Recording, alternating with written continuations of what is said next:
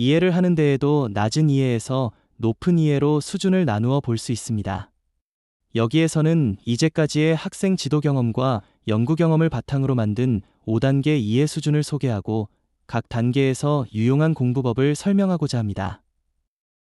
먼저 1단계 수용 단계는 제시된 학습 내용을 기본적으로 이해하고 받아들이는 수준을 의미합니다. 2단계 재현은 수용한 즉 이해되었다고 생각되는 내용을 자신의 글이나 말로 표현할 수 있는 수준입니다.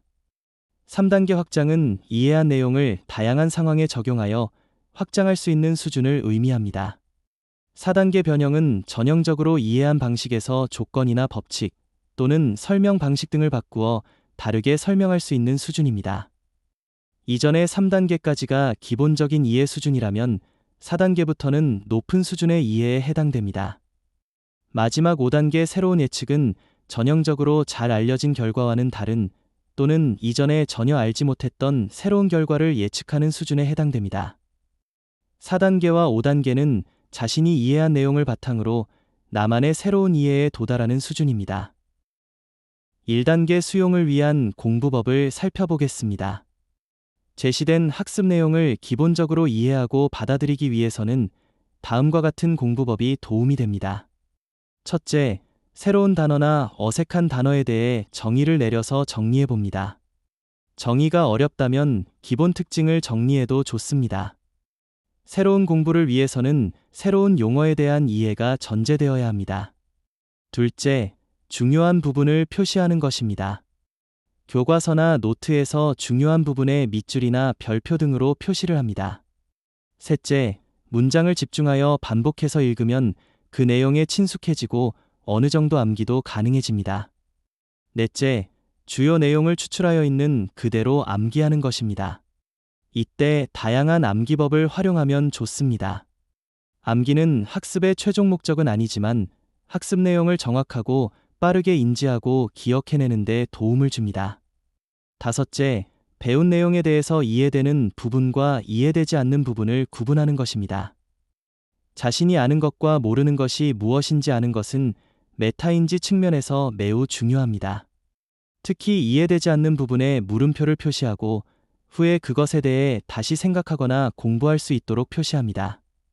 새로운 내용의 공부는 모르는 것에서 시작하게 마련입니다. 따라서 여섯째, 이해되지 않는 부분에 별도의 노트를 추가하는 활동이 중요합니다. 교과서나 자신의 노트에서 이해되지 않는 부분에 질문을 작성하거나 관련 정보를 메모합니다. 2단계 재현입니다. 앞서 1단계에서 이해되었다고 생각되는 내용을 자신만의 형식으로 정리하고 자신의 글과 말로 표현할 수 있어야 합니다. 만일 자신의 글로 정리하고 말로 표현하는 것이 매끄럽지 않다면 이해가 덜 된 것으로 보면 됩니다. 재현을 위한 학습 활동은 다음과 같습니다. 첫째, 요약하기입니다. 번호를 붙여 요약하거나 표로 요약하면 좋고 키워드로 분류하여 요약하면 더욱 좋습니다. 둘째, 괄호 넣기 문장을 만들어 보고 괄호 안에 핵심 단어를 넣어보는 활동입니다. 이 과정은 이해한 내용에서 무엇이 중요한지 판단하는 데 도움이 됩니다. 셋째, 간략한 문제와 질문을 만들고 답해 보기입니다. 만일 답이 잘 만들어지지 않으면 질문이 부정확한 것일 수도 하지만 이해가 덜 완성된 것으로 보면 됩니다. 넷째, 다시 이해한 내용을 되돌아보면서 개념들 간의 차이점이나 공통점을 연결지어 보는 활동입니다. 이는 이해한 내용을 통합해서 묻거나 구분하는 데 도움을 줍니다. 다섯째, 나만의 노트에 이해한 내용을 마인드맵이나 개념도로 그려봅니다. 이 활동은 소단원 이상의 전체적인 내용을 통합적으로 표현하는 데 도움을 줍니다. 2단계 재현을 위한 학습 활동에 대한 설명을 계속하겠습니다. 여섯째, 교과서에 제시된 또는 노트에 정리된 내용을 도식적으로 표현해 봅니다. 예를 들어, 이야기의 논리적 전개나 활동 순서 또는 어떤 현상이 일어나는 과정을 순서도로 표현하거나 추상적인 내용을 모형이나 비유적 그림 등으로 표현해 봅니다. 7번째, 이번에는 하나의 개념이나 주제에 대해 정리된 내용에 다양한 다른 표현을 추가해 보는 것입니다. 유의미학습 이론에 의하면 학습할 내용은 실사성이 있어야 한다고 합니다. 여기에서 실사성이란 학습 내용이 본질적인 의미가 있어서 다양한 다른 표현이 가능하다는 것입니다. 예를 들어, 옴의 법칙을 수식으로 표현했다면 이것을 진술문이나 그래프 또는 그림 등을 다시 표현해 보는 것을 말합니다. 이를 통해 개념 속에 다양한 측면들이 포함되어 있다는 것을 확인할 수 있습니다. 8번째, 자신이 이해했다고 생각되는 내용을 혼자말로 설명해 봅니다. 또는 9번째와 같이 친구에게 말로 설명하기입니다. 이 과정에서 설명이 매끄럽지 않으면 이해가 덜 된 것으로 보면 됩니다. 또 9번째에서 설명을 들은 친구가 질문을 했을 때 그 질문에 적절하게 응답할 수 있어야 합니다. 3단계는 확장입니다. 확장은 자신이 이해한 내용을 다양한 상황에 적용해 보는 활동입니다. 이를 위한 학습 활동은 다음과 같습니다.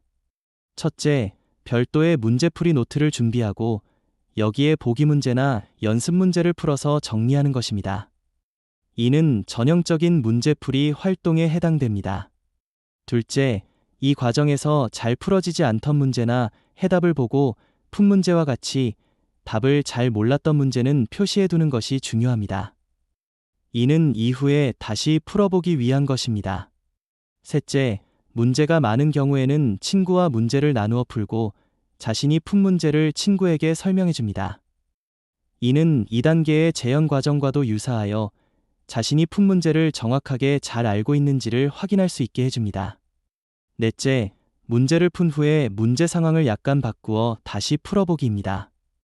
예를 들어, 압력 변화에 따른 부피 변화를 식을 이용해 구한 후라면 압력과 부피와 관계 그래프 그려보기를 질문해 볼 수 있습니다. 이를 통해 변화된 문제 상황에서의 풀이 역량이 증가할 수 있습니다. 다섯째, 답은 모르지만 자신만의 심화 문제를 만들어 보기입니다. 이 경우에는 답을 단기간에 알 수 없어도 좋습니다. 그러나 이러한 심화 문제는 다음에 배울 내용에 도움을 주기도 합니다. 3단계까지가 이해를 위한 기본 단계라고 한다면 4단계부터는 수준 높은 이해를 위한 단계입니다. 4단계 변형은 전형적으로 이해한 방식에서 조건이나 법칙 또는 설명 방식 등을 바꾸어 다르게 설명할 수 있는 수준을 의미합니다. 이를 위한 학습 활동을 설명해 보겠습니다. 첫째, 수식을 이용해 정량적으로 문제를 풀었다면 이것을 정성적인 말로 풀어보기입니다. 이때 수식을 말로 그대로 읽는 것이 아니라 특정 수식을 사용한 이유나 풀이 과정에 포함된 논리 등을 말로 표현하는 것이 중요합니다. 둘째, 모든 과학적인 설명 과정에는 조건과 가정 등이 포함되기 마련입니다. 예를 들어, 물에 끓는 점이 100도씨라는 결론에는 순수한 물이고 일기압이라는 조건이 포함되어 있습니다. 따라서 소금물이거나 낮은 기압에서 끓는 점이 어떻게 변할 수 있는지를 설명해 보는 겁니다. 이 과정에서도 쉽게 답을 얻지 못해도 좋습니다. 그러나 이러한 조건이나 가정을 바꾸어 보는 활동은 앞으로 배울 상위 내용에 도움을 주거나 자신의 이해를 확장시키는 데 도움을 줄 수 있습니다. 셋째, 전형적인 설명을 반대로 바꾸어 설명해 보기입니다. 예를 들어, LED에 빛을 비추면 전압이 측정되는데 그 이유를 설명해 보는 겁니다. 또 유리 볼록 렌즈가 아닌 공기 볼록 렌즈를 물속에 넣어 매질이 밀소를 바꾸어 보면 평행하게 입사한 빛이 수렴하지 않고 발산한다는 결과를 얻을 수 있습니다. 또는 굴절을 배울 때 물속의 물체를 보는 경우를 주로 다루는데 물속의 물고기가 물 밖의 물체를 보는 반대 경우도 설명해 보는 겁니다. 4단계 변형을 위한 학습 활동을 계속 설명해 보겠습니다. 넷째, 주어진 설명에서 사용된 개념이나 법칙, 핵심 용어를 바꾸어 설명해 보기입니다. 예를 들어, 반사의 법칙을 호이겐스 원리로 바꾸어 설명해 보면 파동은 모든 방향으로 퍼져나가고 각 파면의 점들은 다시 새로운 파동의 파원이 될 수 있으므로 빛은 입사각과 반사각이 다르게 진행할 수 있습니다. 단지 이러한 경로들이 모두 합쳐져서 간섭을 하게 되면 결과적으로 입사각과 반사각이 같은 경로만 남는다는 결과를 얻을 수 있습니다. 이러한 방식은 물리학자 파인만의 설명에서도 나옵니다. 다섯째, 전형적인 법칙을 바꾸어 보는 겁니다. 예를 들어 속도 법칙을 위와 같이 바꾸면 일정한 거리를 몇 초에 가는지로 빠르기를 정의할 수 있고, 이는 실제 운동 경기에서 많이 사용하고 있습니다. 후크의 법칙도 변형거리의 제곱근으로 표시해보면 동일한 길이 변화에 작용하는 탄성력이 더 적은 것을 알 수 있습니다. 즉, 더 적은 힘으로 더 많은 변형을 일으킬 수 있는 탄성체를 의미합니다. 또 후크의 법칙에 의하면 동일한 스프링이라고 하더라도 스프링의 길이에 따라 탄성 계수가 변하게 됩니다. 즉, 스프링 길이가 2배가 되면 늘어난 변형 길이도 2배로 되어 탄성 계수는 절반으로 줄어듭니다. 그러나 위와 같이 원래 길이를 나누어 보면 이때에는 탄성 계수가 길이의 변화에 무관하게 항상 일정해집니다. 여섯째, 새로운 비유나 사고 실험을 만들어 보는 것입니다. 예를 들어 불확정성 원리를 연필 세우기로 비유할 수 있습니다. 연필을 고무 부분으로 세우면 위치가 일정 범위 안에 있어 하나의 위치로 정확하지 않지만 운동량 변화가 없이 잘 서 있을 수 있습니다. 그러나 연필심으로 세워보면 위치는 정확해지지만 운동량 변화가 생겨 잘 쓰러집니다. 물질의 이중성도 비유가 가능합니다. 원통을 옆에서 보면 직사각형이지만 위에서 보면 원입니다. 즉, 빛을 이러한 실험을 통해 보면 입자성질이 나타나지만 다른 실험을 통해 보면 파동성질이 나타난다고 비유할 수 있습니다. 마지막 단계인 5단계는 새로운 예측 단계입니다. 이 단계는 전형적으로 잘 알려진 결과와는 다른, 또는 이전에는 전혀 알지 못했던 새로운 결과를 예측할 수 있는 수준입니다. 이를 위한 학습 활동은 다음과 같습니다. 첫째, 기존에 설명하지 않았던 부분을 설명해 보기입니다. 예를 들어 볼록 렌즈의 의한상을 설명할 때에는 주로 물체의 위치를 바꾸면서 스크린의 맺힌상의 변화를 설명합니다. 즉, 물체의 위치가 일정하다면 스크린의 맺힌상의 특징도 변화하지 않습니다. 그러나 스크린 없이 직접 렌즈를 통해 상을 관찰해 보면 다른 결과를 얻을 수 있습니다. 즉, 물체의 위치를 일정하게 두어도 관찰자가 렌즈에 가까이 또는 멀리 이동하면서 관찰해 보면 볼록 렌즈에 의한 상의 변화가 나타납니다. 둘째, 이전에 측정해 보지 않았던 것을 직접 측정해 보기입니다. 예를 들어 불에 구워 만든 아산화 구리판은 반도체 역할을 합니다. 따라서 이것과 일반 구리판을 소금물에 담그면 태양전지가 되므로 이때 빛의 세기에 따른 전압을 측정해 보면 이전에 알지 못했던 새로운 결과들을 얻을 수 있습니다. 셋째, 이전의 실험에서 사용했던 소재나 재료를 바꾸어 실험해 보기입니다. 예를 들어 후크의 법칙 실험에서는 스프링을 사용하는데 플라스틱 막대를 수평으로 놓고 끝에 물체를 매달아 휘는 정도를 측정하여 무게와 휘는 정도와의 관계를 알아보기 위한 실험을 해볼 수 있습니다. 이와 같은 활동은 실제로 자유탐구에서 나만의 결과를 얻는 데 활용되는 방법으로 실제 과학자의 탐구 과정과도 크게 다르지 않습니다. 즉, 발견자로서의 탐구 활동을 할 수 있습니다.